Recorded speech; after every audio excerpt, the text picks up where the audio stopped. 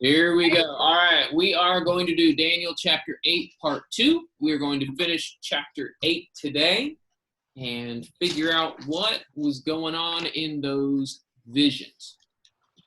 And to do the review bit so that we know where we are, I'm just going to use the pictures that I was drawing here. I don't have okay, so in this picture, the ram or the sheep has been beat up by the goat, but this is the idea. There is this sheep that came out going west and north and south, and it was strong and had 2 horns. And then this goat comes out and goes trompety tromp and breaks the horns. And this goat was moving fast because his feet wasn't even touching the ground, like a cartoon, going so fast. And that goat got authority, so I drew a crown on him. And the goat had 1 horn, but then the horn broke and went. And after that came 4 horns, and out of that, one of the horns came another horn. And one of the key words that we noticed was that it was going, I'll read this, and out of one of them came forth a little horn, which grew exceeding great towards the south and towards the east and towards the glorious land. And what did we say that the glorious land probably refers to? Heaven. Not heaven, because these things are supposed to be happening on earth. So if this was what's the glorious land on earth, do you think? Canaan. Jerusalem. Yeah, Canaan, Jerusalem, where Daniel would be from, right? And so Daniel is having this vision of this first a ram that comes in and has all this power, and then this goat that comes in and has all this power, and eventually the horn from that one goat is going towards the glorious land. Okay, so now flip back over. We paid attention to that horn, and that horn was kind of rude and grouchy, and it was fighting and doing all these things at the sanctuary and casting down the sanctuary in the glorious land. What do you think would be the place of continual burnt offering, or the sanctuary of the glorious land? What do you think that place is? What's the sanctuary of the glorious land? The glorious land is Jerusalem. What does sanctuary sound like? The temple. A safe place, and the temple. So the sanct, like a saint, the holy place, the sanctuary would be a safe place, the temple of God. And so this horn is acting all rude, and it's stomping on God's places and the things of God, and just being really, really ugly. And it's going to happen for 2,300 evenings and mornings. And what we said with that was, that's a long time. It's not this times, and half a time, which is short, it would happen, but this is kind of long. And so there is going to be stomping going around in Jerusalem for a long time. That's kind of sad, but that's the dream that Daniel is having. All right, so now let's look. Yes, Alice? It's like a dinosaur.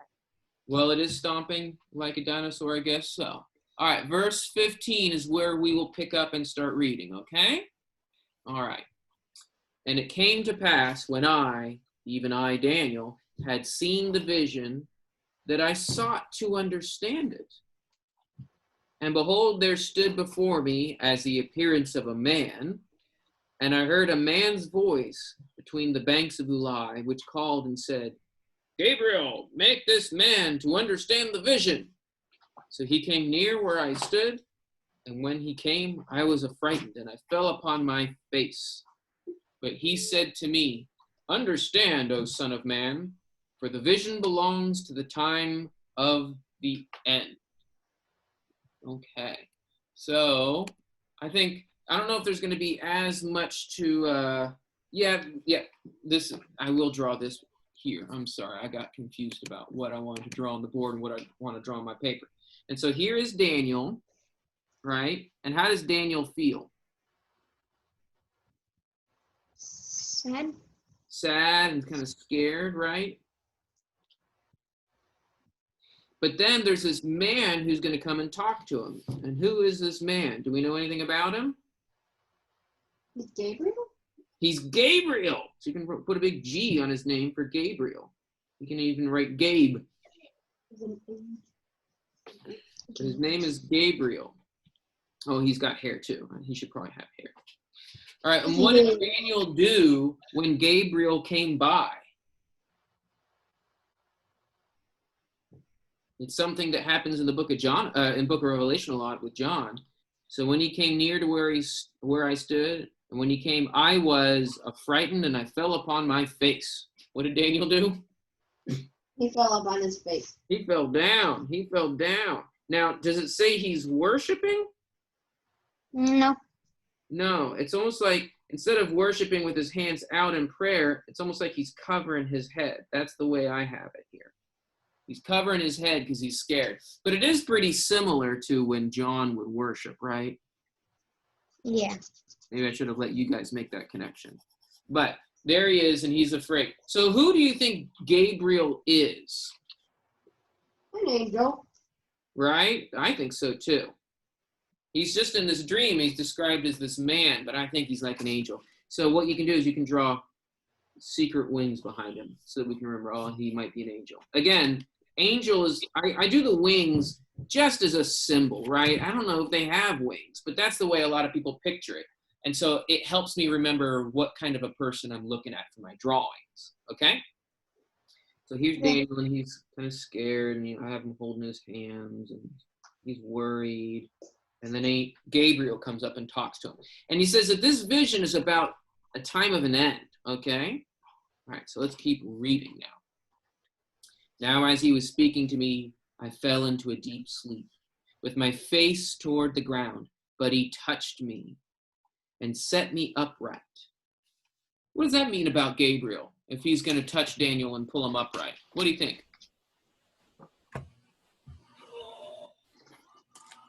Assure him.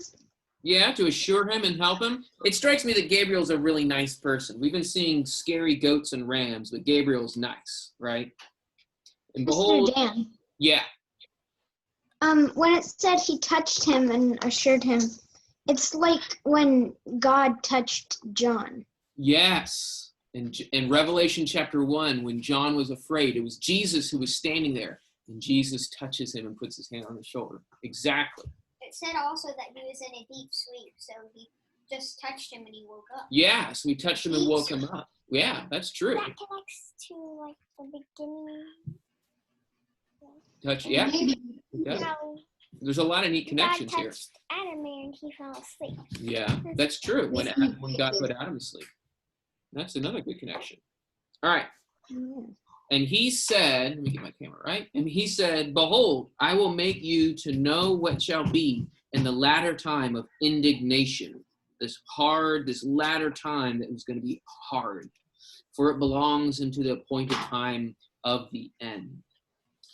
All right, here we go. You guys ready? He's going to talk about the ram which you saw that had the two horns.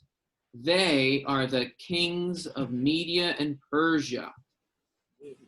And the rough he-goat, the rough goat, is the king of Greece. And the great horn that's between his eyes is the first king.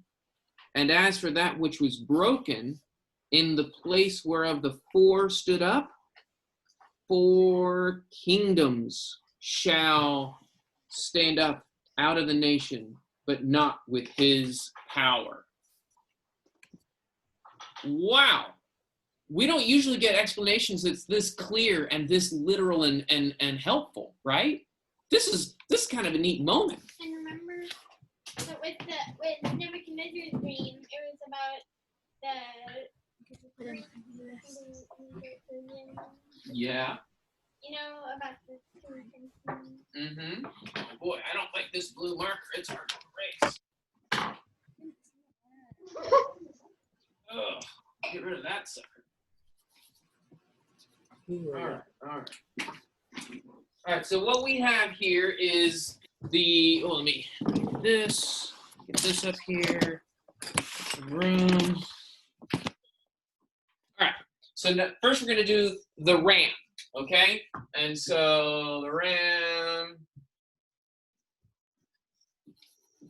all right, and he has the 2 horns, and the one is higher than the other.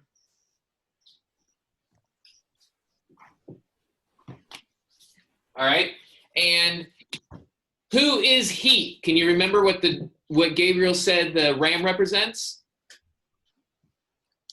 The Medes and Persians. The what? The Medes and the Persians. Yeah. So he's gonna be wearing a Go Medes and Persians team shirt. Oh, the he.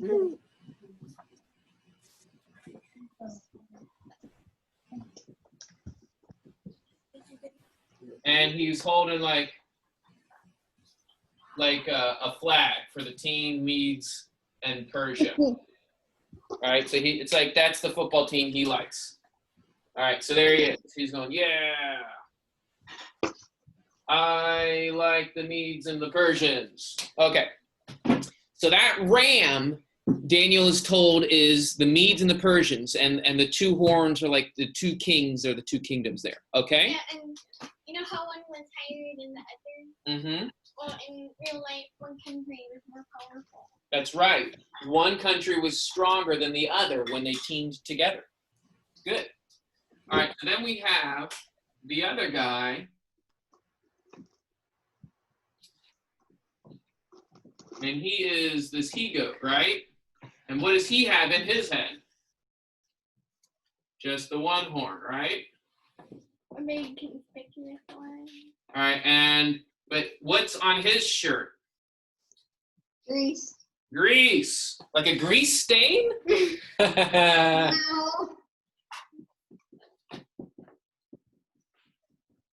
You can still put a grease stain on it if you want. And there's I put a grease stain on it. He's like, yeah, Go Greece. go Greece. And he's got the Greece flag. Greece.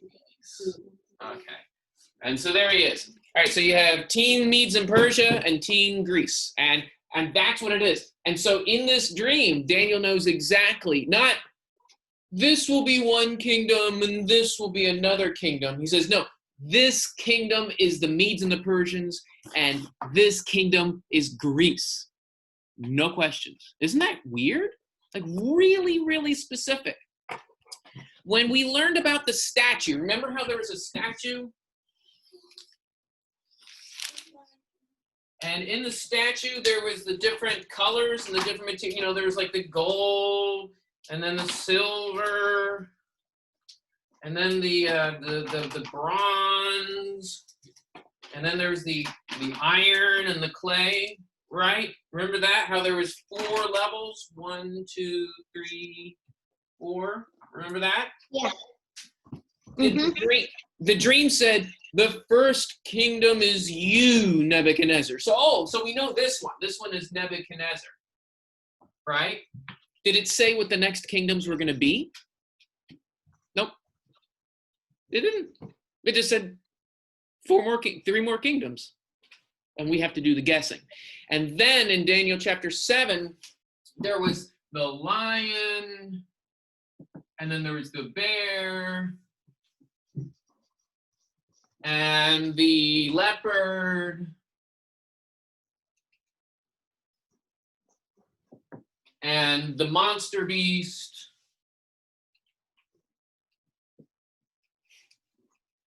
all right? Did it say what those 4 kingdoms were? No. No. We could guess that they're connected, right? That this is probably Nebuchadnezzar, the lion, but it didn't say what those 4 were. But this time it does. I think that's really cool. The Medes and the Persians and the Greeks. Now here's what's really interesting. When Daniel had this dream, do you know who is still king? Belshazzar. Belshazzar was king, and he was king during this kingdom,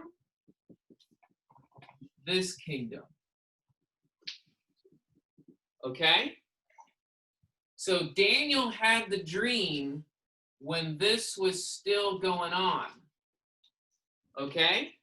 So that means Daniel knew who this was going to be and who this was going to be before anyone else in the world knew. Does that make sense? Daniel Yeah. already knew because he had the dream. Medes and the Persians, oh, that's going to be these guys. And Daddy, I'd like to say, And then Greece, that's going to be this guy. Daddy. And then Wait, probably Belshazzar is the big one. well, no, Belshazzar was during this one. Yes, Jack? So, like, remember, like, with the Beauty and the Beast, the bear walks on one side, and The bear was walking one side higher than the other. Yeah. Does that match with one horn is higher than the other horn? And then, Yeah. like, the goat, the goat and the leopard both move. A leopard runs really fast anyways, right? But that leopard had 4 wings on it. This goat was moving so fast that his feet didn't even touch the ground. So Daniel is getting special dreams that's giving him special insight into what's going to happen. And he even knows the names of the countries. And that's really, really cool. All right, so what we're going to do, I'm going to erase this because we still haven't finished the dream. Can you believe it? We still have more to figure out. Oh my goodness, what's going to happen next?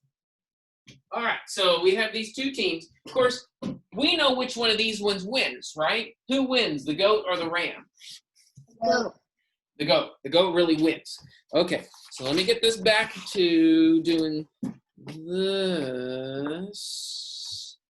Okay, so we're up here, and screen share, and bibbidi-bobbidi boop. Bibbidi bobbidi boop is not in the Bible. That's technically not a Bible term, in case you know that. All right. In the latter time of their kingdom, who is their kingdom? Who are we talking about now? Can you remember? Let me go back. I remember. All right. Okay. Greece, the he-goat, has taken over, and the great horn between his eyes is the first king. And as for that which was broken, and in the place thereof 4 stood up, and were 4 kingdoms, shall stand up in that nation, but not with his power. So the he-goat had the one horn, right? But eventually that horn is going to break. And what's going to come in its place? Can you guys remember? 4 horns. 4 horns. And there's going to be 4. One of the horns had a horn coming out of it. Right. All right. And they were going different directions. Yes. Yes, they're going in different directions. Okay. Now, in the latter time of their kingdom, in these 4 kingdoms, so this horn is on the goat. So these 4 horns are also on the goat, right? So what is the nation that these horns are a part of? Greece. Greece. So these are 4 kingdoms of Greece, okay? In the time of their kingdoms of Greece, when the transgressors are come to the full, a king of fierce countenance and understanding dark sentences shall stand up, and his power. Okay, so there's going to be this special king, right? This special king, let's start drawing him here. He's got his crown because he's a king. I'll draw the face and I'll draw a nose, but now we have to figure out what he's going to look like, okay? He has a fierce countenance and he understands dark sentences. What do you think that means? A fierce countenance and understands dark sentences. Is he a happy guy? No. I'm thinking angry eyes, right? Right? He's fierce and he understands dark things. You could have him thinking about really ugly darkness. All right, he's kind of a grouchy dude, and he probably has hair. All right. He shall stand up, and his power shall be mighty, but not by his own power. And he shall destroy wonderfully, and shall prosper to do his pleasure. And he shall destroy the mighty ones, and the holy people. Who do you think is the holy people? The people God's people. God's people, right? And so does this sound like he's going to be a good guy? No. No. greediness. Greediness, that's a good word for it. I'm going to draw a sword because he is attacking God's people. And so you can draw the saints down here going, oh no, Daddy. please. And through his policy, he shall cause craft or deceitful ugliness to prosper in his hand, and he shall magnify himself in his heart. What does it mean to magnify yourself in your heart? Like, think of yourself highly. Yeah, think of yourself highly and boastful.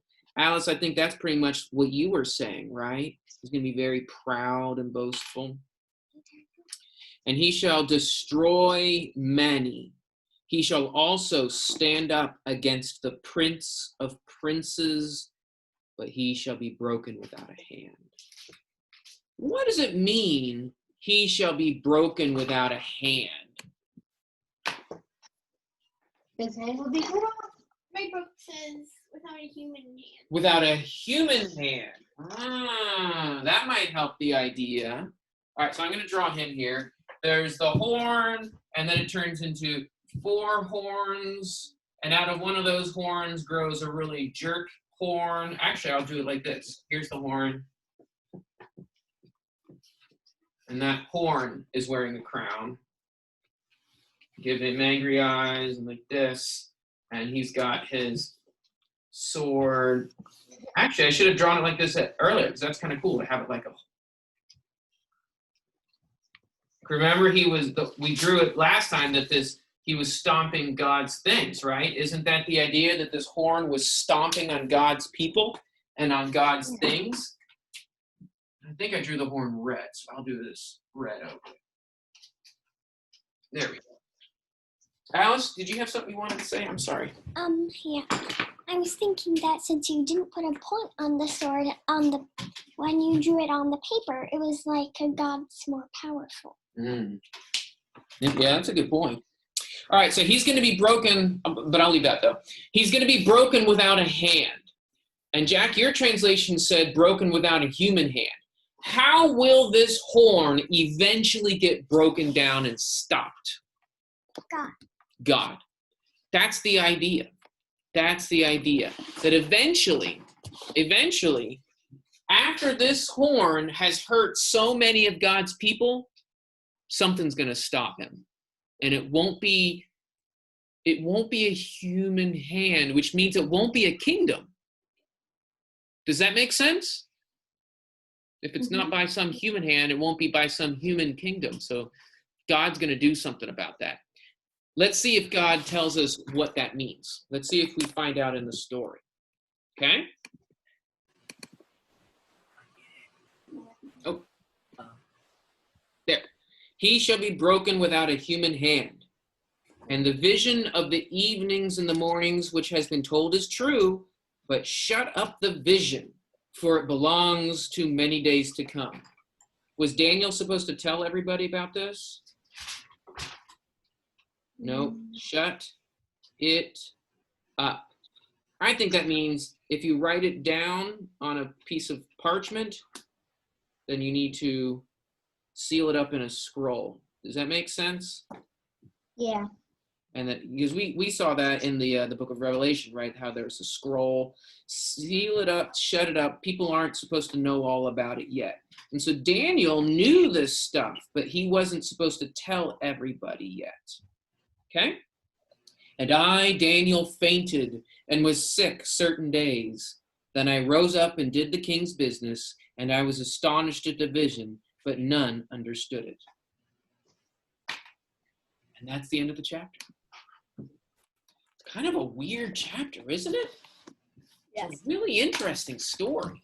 And so Daniel has this vision, and then he gets a good explanation. This is what the ram means. It means the Medes and the Persians. This is what the goat means. It means Greece. and it's going to have these horns, and those horns, one of them is going to be really ugly. It's going to hurt God's people, and then it'll be stopped without a human hand, so I won't be able to clap and make it happen. It'll be God that does it, I guess. Did Daniel like this dream? No. No.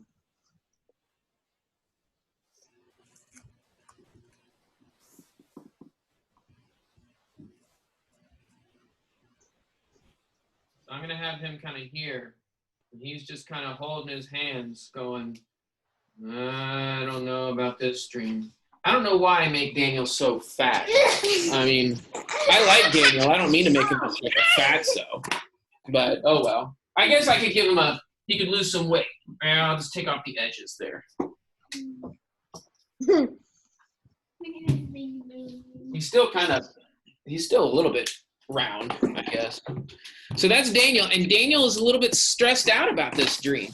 Well, of course he is. It means God's people are going to be hurt for 2,300 days. Afternoons and nights. And so this is a big deal. Daniel gets to know the future. Is it a happy future? No. No. Think about this. Are we living in a stressful time with virus and rioting and politics? Politics.